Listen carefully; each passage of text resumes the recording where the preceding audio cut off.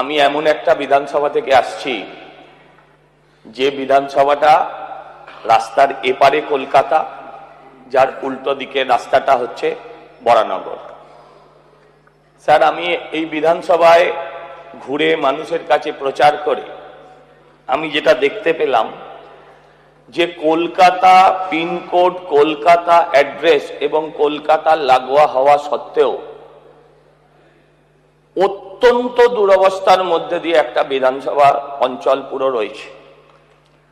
আমার আগের বক্তারা বলেছেন তাদের বিভিন্ন সময় যে ওখানে যেমন চটকল, জুট মিল যেগুলো সেগুলো বন্ধ, সেগুলো যেমন আছে। আমি মাননীয় স্বাস্থ্যমন্ত্রীর দৃষ্টি আকর্ষণ করব। স্যার, আমি ওখানে গেছিলাম, ওখানকার একটা জেলা হসপিটাল ভিজিট করতে। আমি সেখানে দেখেছি 100 আসন বিশিষ্ট হাসপাতালের মধ্যে আইসিইউ নেই। আমি দেখে এসছি হাসপাতালটা চলছে যেখানে একটাও মনিটর নেই, হাসপাতালটা চলছে যেখানে একটাও এয়ার কন্ডিশন মেশিন নেই। স্যার, আপনারা মাননীয় চেয়ারম্যান, তিনিও মাননীয় অধ্যক্ষ, আপনিও জানেন, আপনি ডাক্তার, স্বাস্থ্যমন্ত্রী, আপনিও জানেন যে এয়ার কন্ডিশনটা রুগীর জন্য প্রয়োজন হয়, আরামের জন্য প্রয়োজন নেই।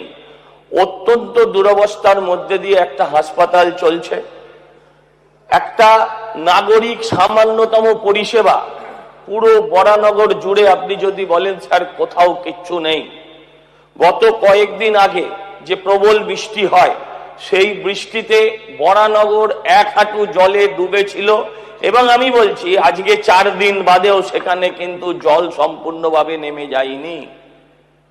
আমি আগের মা মাটি মানুষের সরকার, তার পুরো নগর উন্নয়ন দপ্তরের মন্ত্রী যদি থাকতেন আজকে, আমি তাকেও অনুরোধ করতাম গিয়ে একবার দেখে আসুন। ঘরের ভেতরে খাটের উপর মানুষ বাচ্চাকে রেখে মা বাচ্চার জন্য জল আনতে গেছে, বাচ্চা ঘরের ভেতর পড়ে জলে ডুবে মারা গেছে।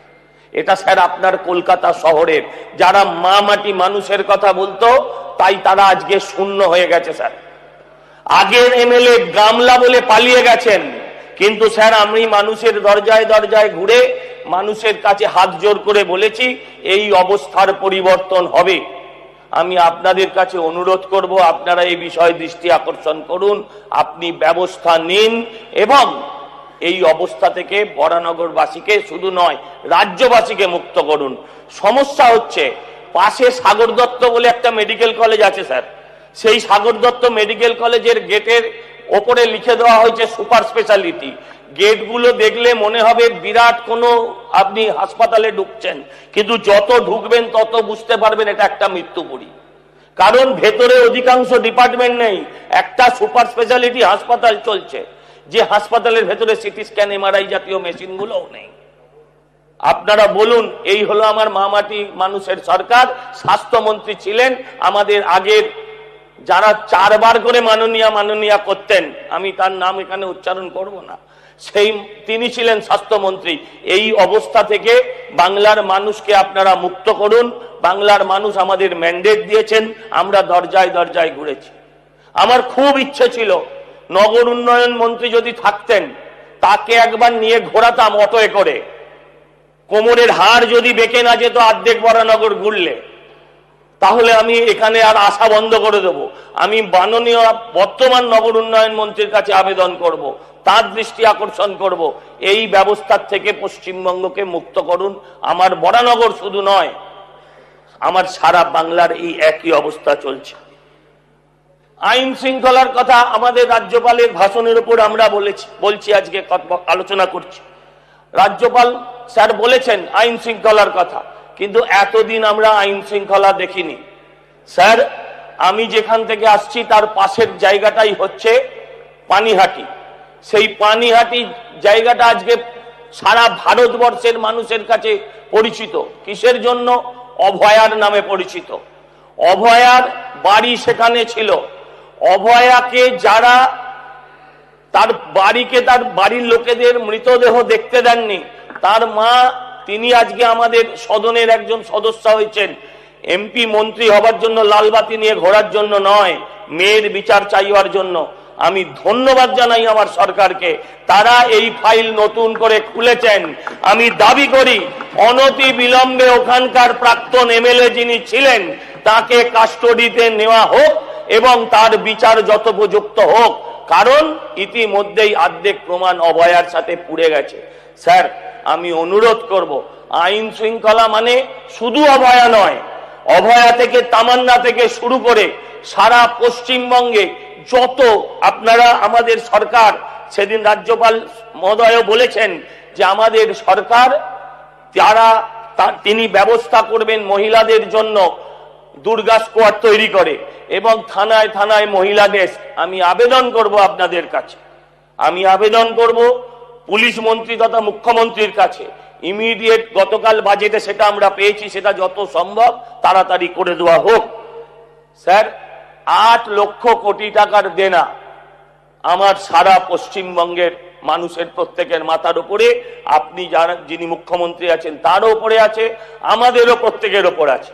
আমি আপনাদের কাছে আবেদন করব, এই আগের সরকারের যারা সদস্য সমর্থক ছিলেন, পঞ্চায়েত থেকে শুরু করে মুখ্যমন্ত্রী অবধি, তাদেরকে ভালো করে ঝাড়াই পোছাই করা হোক।